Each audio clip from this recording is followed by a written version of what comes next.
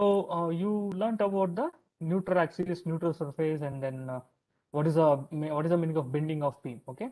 So now we will continue with the same discussion. So now what we will do is we will take the I will just explain a little bit more about this filament and all those things. Okay. So if you take as I told in the previous class, so if I take a beam, beam can be considered as made of several layers, right? So this is a layer. So this is one layer. So this is the second layer, and then this is the third layer. So now, if you take, for example, if you take your book, okay, if you take the book, then each page can be considered as a layer, okay. So then you stack or you add all those pages, then it becomes a book. So book is a your beam. So now if you take the page, even the single page can be made of several small filaments. Okay, so this we call it as filament. So how do you do this is, so I will just give this example of your, I think you know this weaving, right?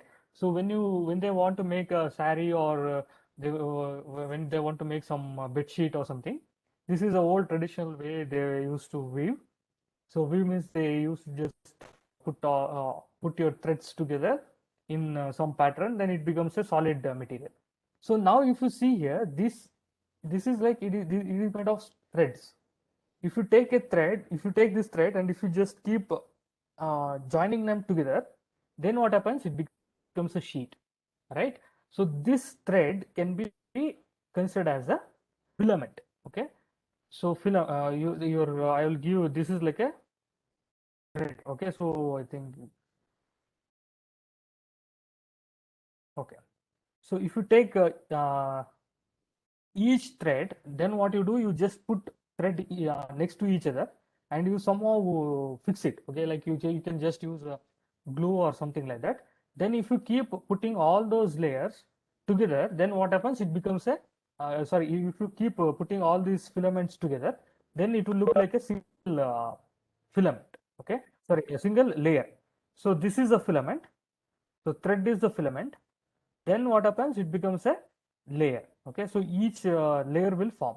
The same thing you can imagine. Even if you take a page, single page, so this is a single page. How you can get the single pages? You can just keep making small pages. You just glue them together. Then what happens? It becomes a single page. So single page is a layer. Then what happens if you put all these pages together? It becomes a book, which is nothing but like a beam. Okay, this is just for your example. Okay, so you have to just remember the words which are in the right hand side. You should remember what is beam, what is a layer, what is a filament. So in this case, what happens? This is a one dimension. One dimension means the length is very large, because if you take thread is having very large length, but the thickness is very small, or the diameter is very small.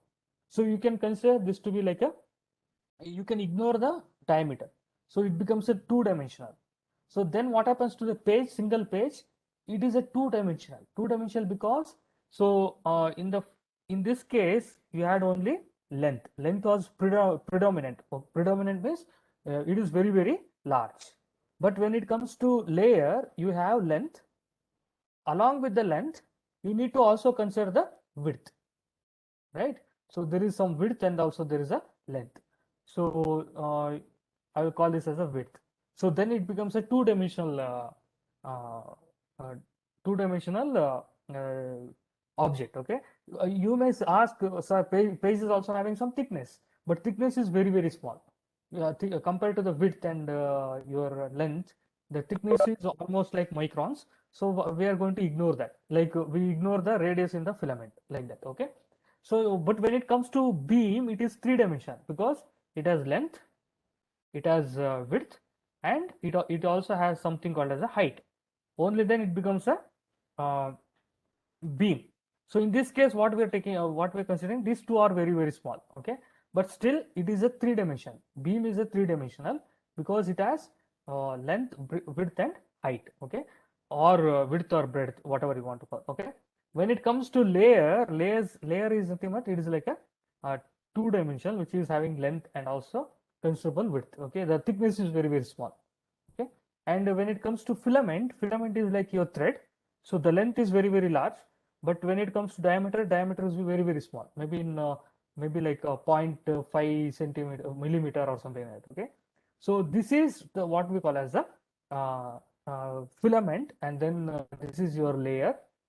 And if you just stack saris one above the other, okay, so this is one sari, this is second sari, then this is third sari. If you put them together, then it becomes a beam. Okay, so these three things you need to remember: what is filament, what is a layer, what is a beam. Okay, only then you can understand the concept better. Okay, so is it fine up to this? Is it okay? Yes, sir. uh so okay, Nishant, is it fine?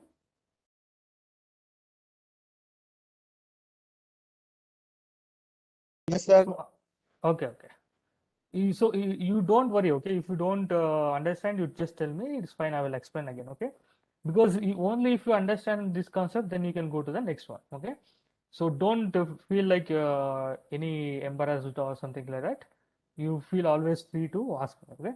Okay. So now we will take this beam, okay? So now we have taken this beam, and then we will fix one end, and then what we do is we are going to just we are going to put the load on the other end. So if I put the load on the other end, so then what happens, this beam is going to bend, right? So even if I take a scale, okay, so if I take the scale and then if I try to do some this kind of bending, what normally happens, what will your scale do? If it's a let us assume it is a stainless steel scale, okay, so what will happen to the steel that scale? So if you are pushing this by your finger, okay, so you're pushing it down by your finger, okay, so finger is acting as a load, or this is your external applied force. But at the same time, there will be something called as a stress. What is stress? What do you call as a stress? What is stress? You should tell me. Sir, the internal reactive force acting per unit area. Internal force which is acting per unit area, or the pressure. Okay, so pressure, which is your internal pressure. So you are trying to pull it down. Okay, so this is your force. This is my force, which is the load. But at the same time, what will happen is uh, your scale will exert force on your finger. Okay, so if you're trying to pull it by finger, then there'll be some force which is acting on your finger, which is always trying to take it up. So this is your restoring force, or yes, correct. Okay, so restoring force, or you can also call it as a your stress. Okay, stress is nothing but restoring force per unit area. Okay, so this is there is something called as stress. So this stress per unit area. So as we are trying to bend this we are trying to bend this beam. So sometimes this can also be considered as the bending moment. Okay, so bending moment is, it is the, so if you take the bending moment is nothing but it is the of force which is acting within the body. Okay, so that is what we call as a bending moment. So normally you know the moment of inertia, so from your Newton's law of motion. What is that law of inertia? So if you take any body, it always try to be in the state of rest or in motion until and unless there is an external force applied on it, right? So that is the moment of inertia. If it is moving, then what happens? It keeps on moving. The object is will keep on moving until there is some external force which is acting on it to bring it to the rest. Or if there is an object which is in rest, it will always keep to be in rest. So that is what we call as a moment. Your Newton's law of inertia. The same thing we are going to use here. Okay, so this is almost the same concept. So when you take any object like your stainless steel scale, when you apply the load, it always try to come back to its original position. So that is what we call as a bending moment, because this is acting against the bending of your object. Okay, so this is about the bending moment. So now what we will do is we have to do one small derivation. Okay, so I think I will take a new one, because this you have to just remember to differentiate the filament layer and a beam. Okay, so if you take a filament, then it is one dimensional. That means it is like a thread. Okay, so if you take a layer means it is a two-dimensional. That means it is like a page. It has width and also it has a length. Okay, and if you take the beam is a uniform cross section which has all three sides. Okay, so all three sides means it is your length, width, and height are almost considerable. Okay, but mostly your width and height would be very small. Still, it is a three-dimensional object. Okay, so that is what we have to keep in mind in this slide. Okay, so I will take a new one because I have to do some derivation. Okay, okay. So here we are going to do the we are going to do a uh, derivation for bending moment of a beam. Okay, so bending moment of beam. What is the bending moment of beam? As I told, it is sometimes considered as the restoring force per unit area. Okay, so in your text, in your notes, so they are given something different. So you can, if you want very systematic one, I think you can also remember that. Okay, so if you go here, you can see here. Okay, bending moment, the moment of applied couple subjected to which the beam undergoes bending longitudinally is called as a bending moment. Okay, so this is actually they are talking about the applied force. So there are two kinds of force, bending moment. One is the applied force, which is nothing but the one which is acting on the body. There is also equal and opposite force, which is your restoring force. Okay, so you can write any one of them, both the answers are correct. Okay, so you don't have to worry. So either you can in this case, what they are trying to do, they are trying to talk about the applied force, but what I explained is it is the restoring force. Okay, so both will be the same, because at equilibrium both has to be equal, only then your object will try to come back to its original shape and size. Okay, okay. So now what we'll do is we'll take a beam and we will fix one end. Okay, so this is a beam, sorry, this is your rigid support. So rigid support means it is you cannot move it. Okay, so it is like your wall, it is going to be stick. Okay, it is very strong. Then what you do is you just take a beam. So this is your beam, and then you have to apply the force. Okay, so then so you can apply the force here, or you can apply force anywhere. Okay, so let us assume I am putting the force here, which is the load. Okay, so let us assume the length of the beam is L is the length of the beam, and Mn is the beam. Okay, Mn is the beam which is fixed at end so the beam is fixed in the at the end of M, and the load is applied in the end of N. So you are going to apply the load in the N phase. Okay, so then it becomes a single cantilever. So once you apply the load, then what happens? Your beam is going to have bending. So when it bends, then it will create what we call as this kind of uh, arcing, okay, or bending. Okay, so when it is bending, so if you take some layers, then what happens? So each of the layer will be having some kind of curvature. Okay, so if you take the previous diagram where I explained, so the layer A dash B dash is going to expand. Okay, so then the layer CD is going to remain same. Okay, so it is not going to change, no change in CD. But when you take the E dash F dash, then what happens? E dash F dash is going to shorten, or it is going to become smaller. Okay, the upper layer is going to expand, the lower layer is going to shorten, and then there is one layer which is not going to change its length, which is what we call as a neutral layer or neutral axis. Okay, So this is your neutral axis or neutral layer. So which is not going to change its length even after depression. Okay. So this is your beam. So now what I will do is I will take one more beam of same length. So let us consider this beam is of length 1 meter. So then you apply 1 kilograms. Okay. So when you apply 1 kilogram, it is going to change like this. I will take one more beam of length 1 meter, same material. I will again going to apply the same load. So it is going to change again in the same pattern. So let me call that as a. So the change, whatever is the second beam, I will denote it as A1 dash, A2 dash, like that. Okay. So in that case, what happens? It is also going to become like a arc. So something like this, right?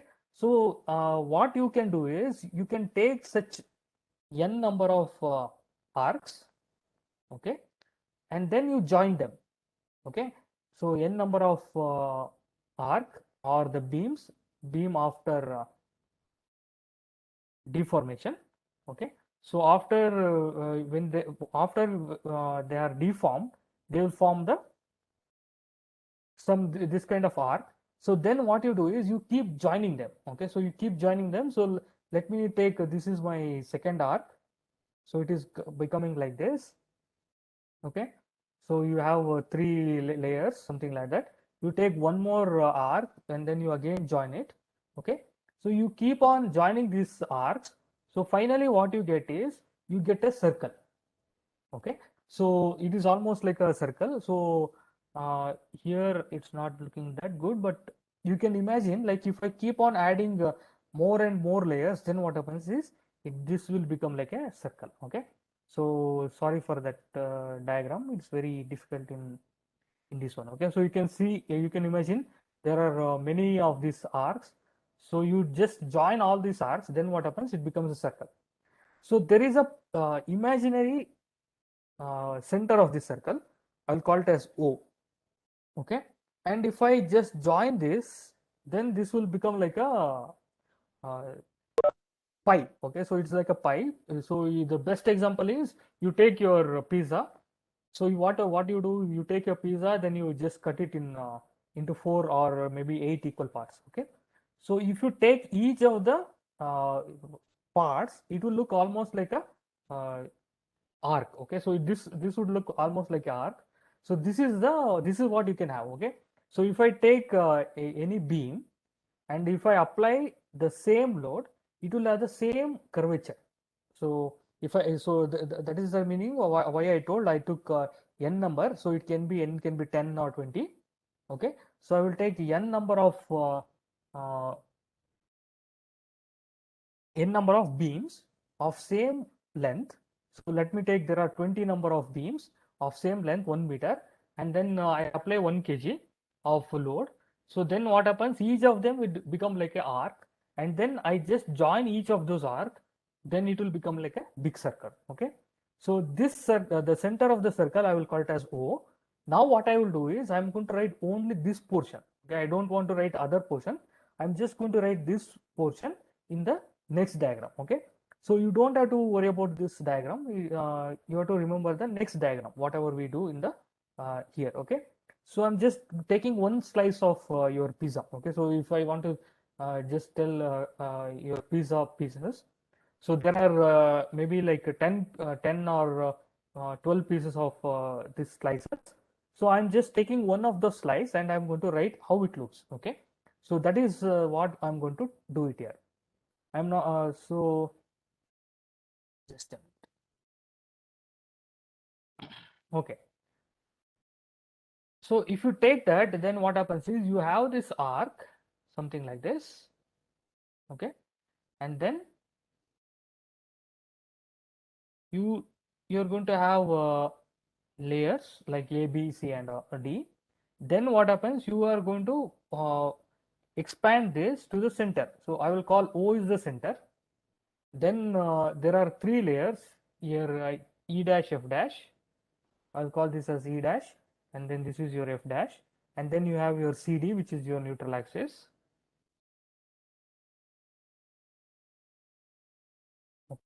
And then I have the last one, which is your okay.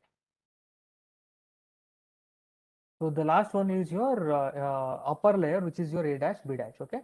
So this is after deformation. So then what I will do, I will assume this is a theta, and also I will take your CO equals DO. CO is CD is the neutral axis. So I will take the distance from neutral axis to the center of this imaginary circle as R. Okay, capital R. So this is R, capital R. Capital R is the radius of your circle, which is made by the neutral axis. Okay. So then what happens is I will also call these layers, whatever layers they are there, they are at equal distance. Okay. So in the previous case, I didn't explain that. So if you even if you take a book, each page is at almost constant distance from each other, like one page, then second page, third page, fourth page. So now if you take the distance between each of the pages, it's almost constant, right? So in the same way, even if you take the distance between these layers, like your A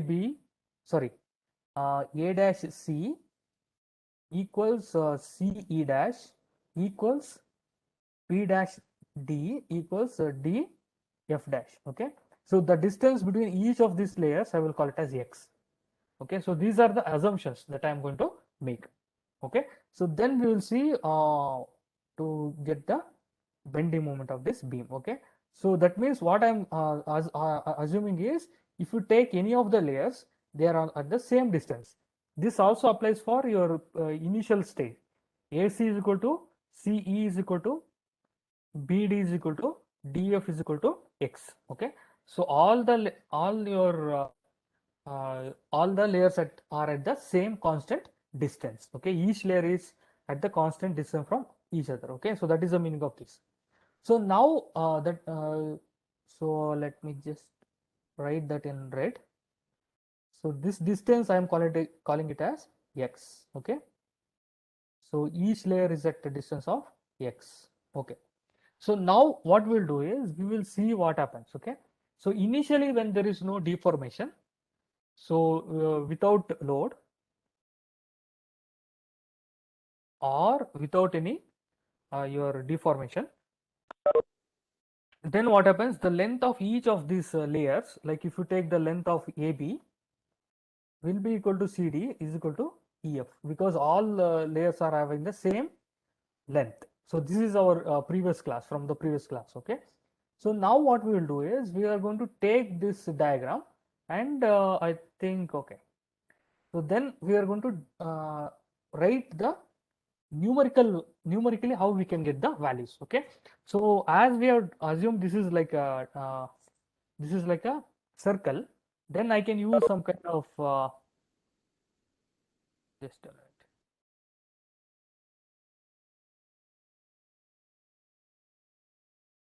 Okay.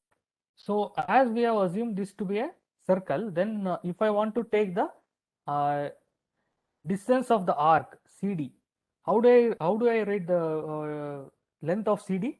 CD is the arc. Do you write this in terms of r and theta? Theta equal to L upon R. Theta is equal to L upon r. So now I need L. So L is equal to r times theta. Okay. So we are going to use, this is r times theta. That is your the length of CD. So as we have in the initial case, so this will be equals to AB, and also this will be equal to EF, because all sides are equal. So the length of EAB, CD, EF will be almost r times theta. Okay. So now as you apply the force, or once you have the deformation, so then what happens? So during deformation, I'll write here. Okay. Due to deformation, so AB will increase or it is going to expand. Okay, it increase to slightly to A dash B dash, whereas your EF will shorten or this will decrease as E dash and F dash. Okay, so there will be increment of AB, but when you take the EF, it is going to shorten or it is going to decrease. So now if I want to assume the uh, length of A dash B dash, okay, so A dash B dash can be written as, so in this case A dash B dash will be, again if you take this, this is like an arc, then how do you define the A dash B dash? A dash B dash is nothing but A dash O into theta. Okay, so this is A dash O into theta. Okay, so now A dash O I can split it. Okay, so I can split it into, so if I just go up, so A dash O or B dash O, so both are same. Okay, so you can either take A dash O or B dash O, both are same. So in that case, what happens? A dash O I can split it into A dash C plus CO. Okay, so this is nothing but A dash C plus CO into theta. Okay, so this is nothing but, this is your x plus r into theta. Okay, so now if what I will do is I will apply the I will try to apply the Young's modulus so for the filament AB. Okay, so if I take, this is a filament, yeah, then I will see the what are the changes which is occurring due to this kind of formation. Okay, so now consider the, so I think I'll just go to the next. Okay, okay, consider the filament AB. Okay, so if you take the filament AB, so after deformation it is changing to A dash B dash. Okay, so now we will see the change in the length, so or the original length. Okay, so initially original length AB will be equal to R times theta, because AB is equal to CD is equal to EF. Okay, so because using that original length AB is equal to R times theta, but if you take a deformed after deformation,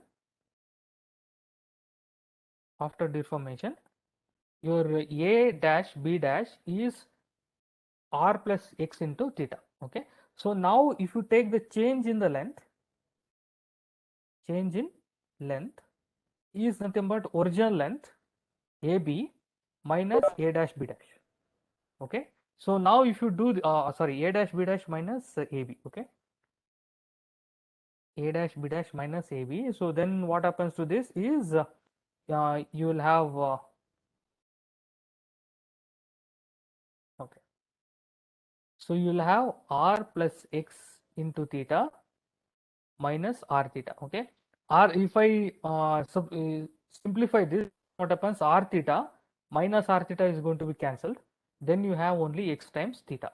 Okay, X times theta is the change in the length. Okay, is change in length of AB. So after deformation, so this is after deformation, what will happen to your length AB? Okay, so there is an increment of R times theta in this length. Okay, so this is about your length, change in the length. Okay, so is it clear up to this?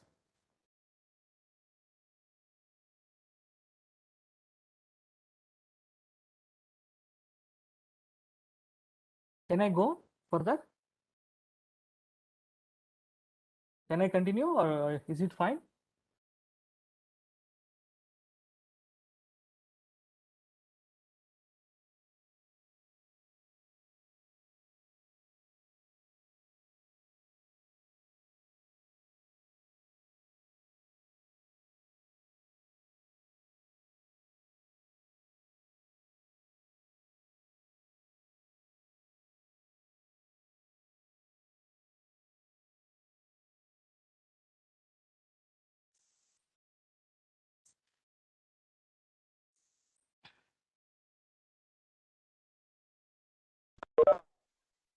Okay, so can you hear me still?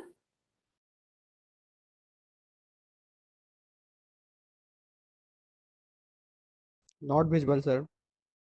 Okay, okay, just a minute, just a minute. There is some problem in my computer. It just got hanged. So is what it was clear for you up to the change in the length? Yes, sir. Yes, sir. Okay, okay, fine. there is some problem. I don't know why. At once it went off.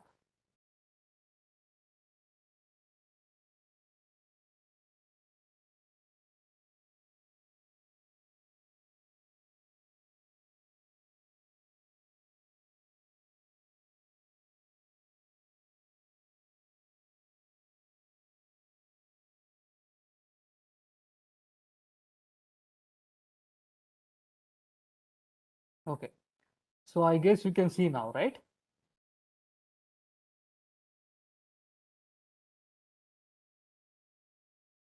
Yes, sir. Okay, okay. So I will continue. Okay, so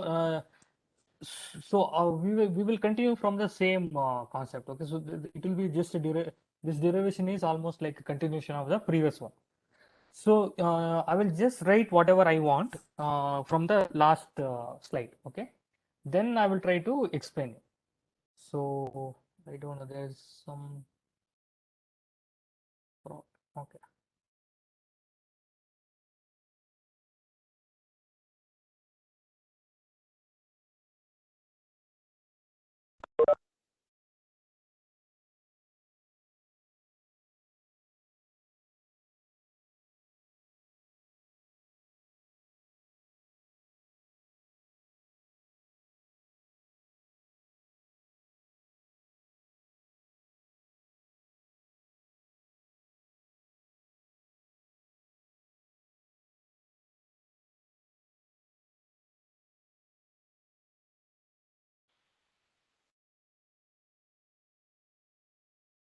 I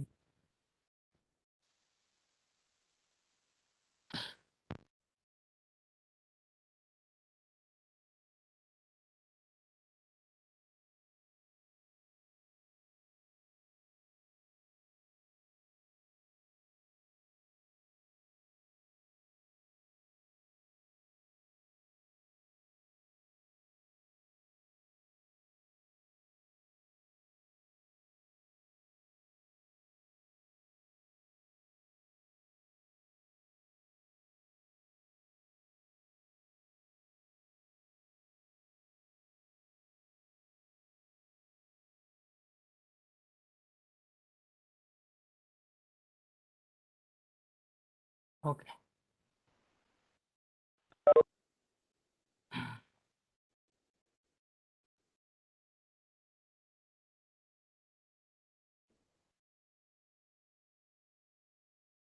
Okay.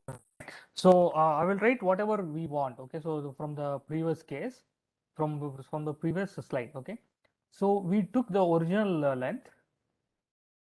Original length is almost like AB, which is your R time. Sorry, AB is R times theta. Okay. Then we had a change in the length. So the change in length was your A dash from your for your AB, it is A dash B dash minus AB, which is your x times theta. Okay, so this is the two things I need. So I'm just going to keep this.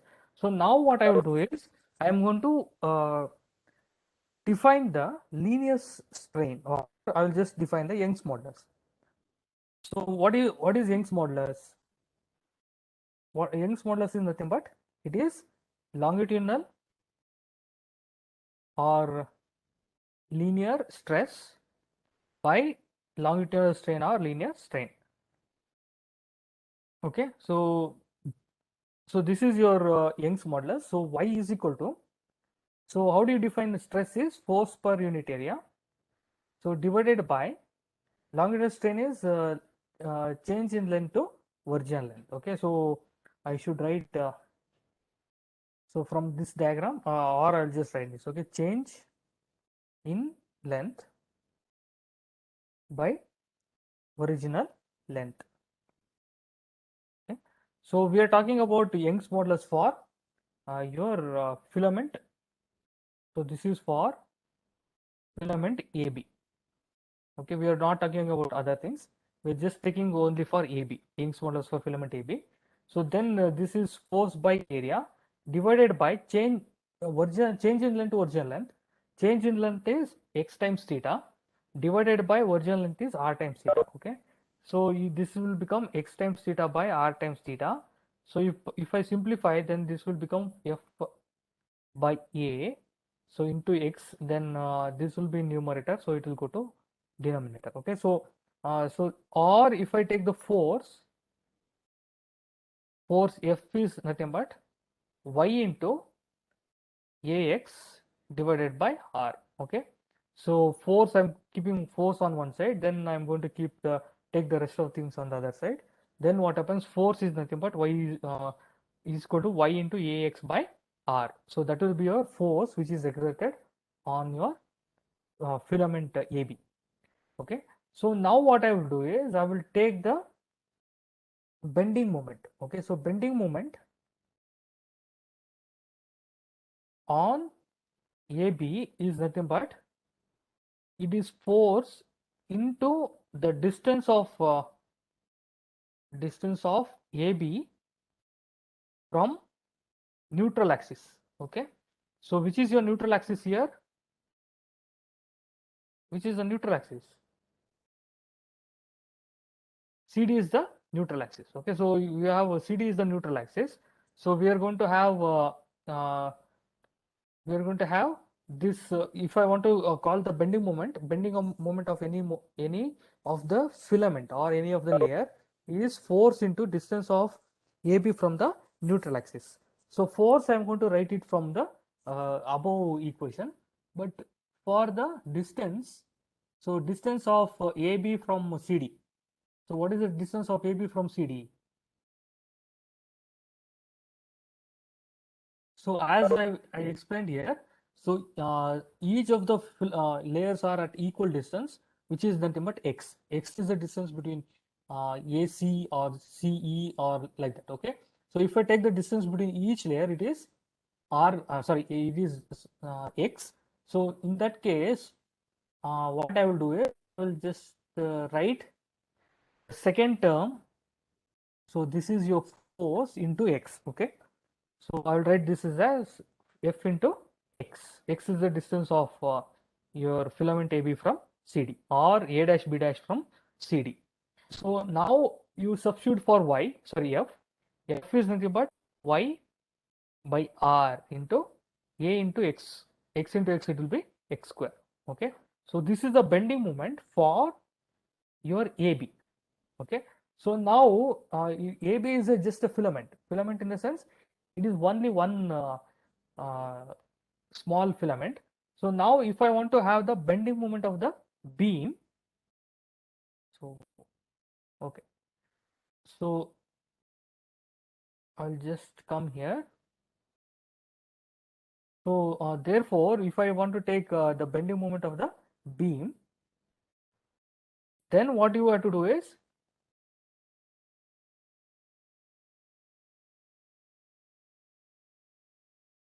so I will just go back again. Okay.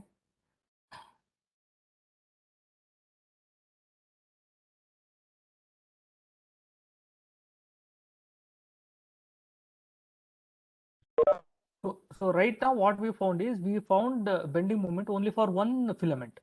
So if you take the beam is made of so many of those layers. It can be maybe 100 of those layers, or it can be 200 layers, or it can be 300 layers. Okay.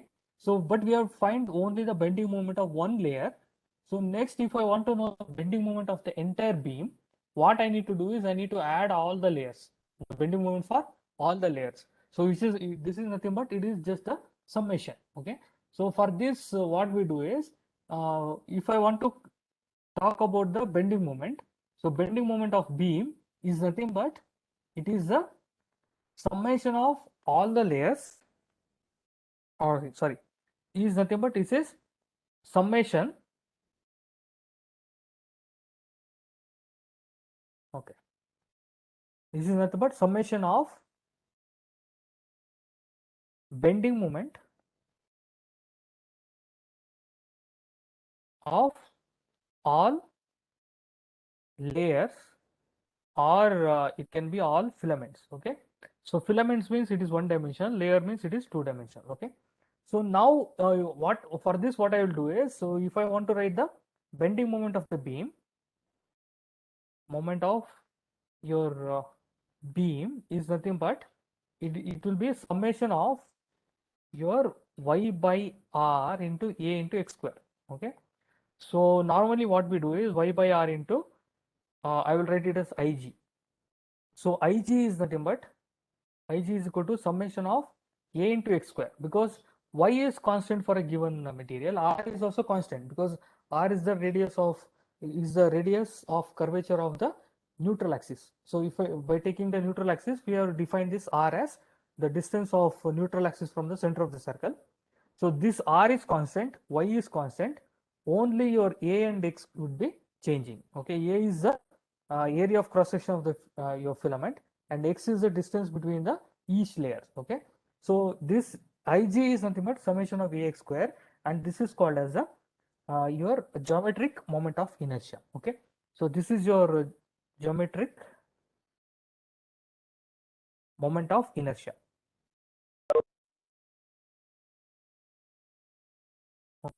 So this will be your geometric moment of inertia. So then the bending moment of beam can be written as y by r into ig. Okay, ig is nothing but summation of a into x square. This is called as geometric moment of inertia because again this value depends on the your shape of your beam.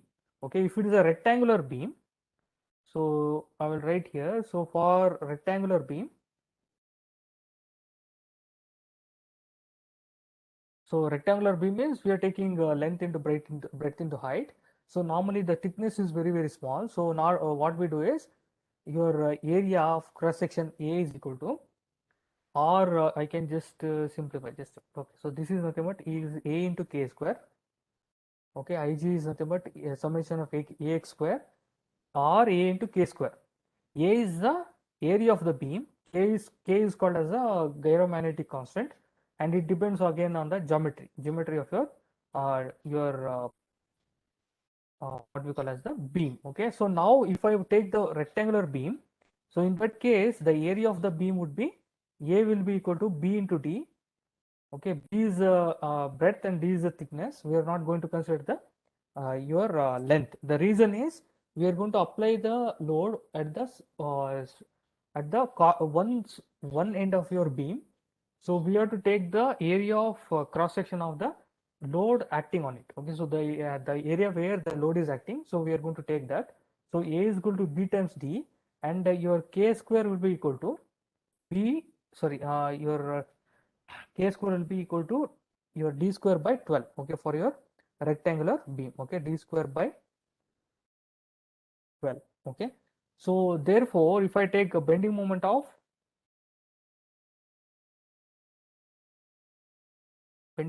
your rectangular beam, then it will be nothing but y by r into ak square. Ak is nothing but bd into d square by 12, so it is b d cube by 12. So this is for your rectangular beam. So in the same way, if I have a cylindrical beam, okay, so if I take cylindrical beam,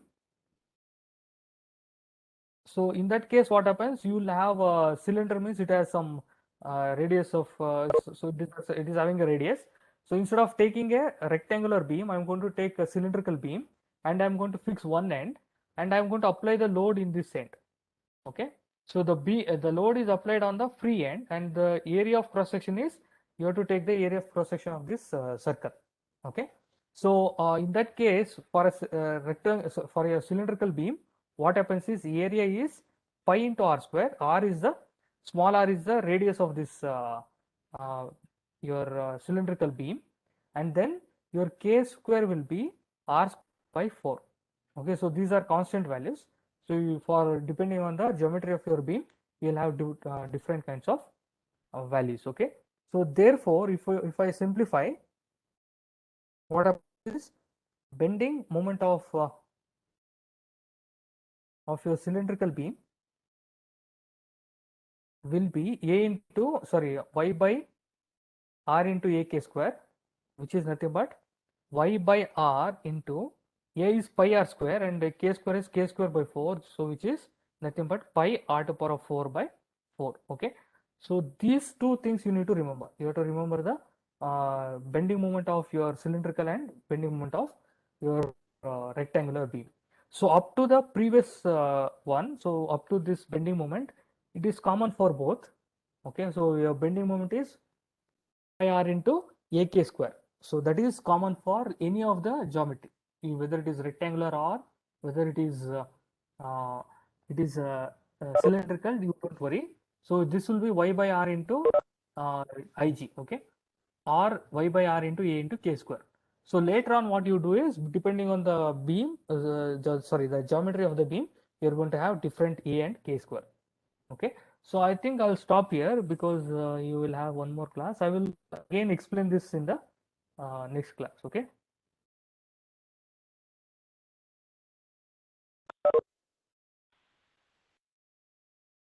Okay, so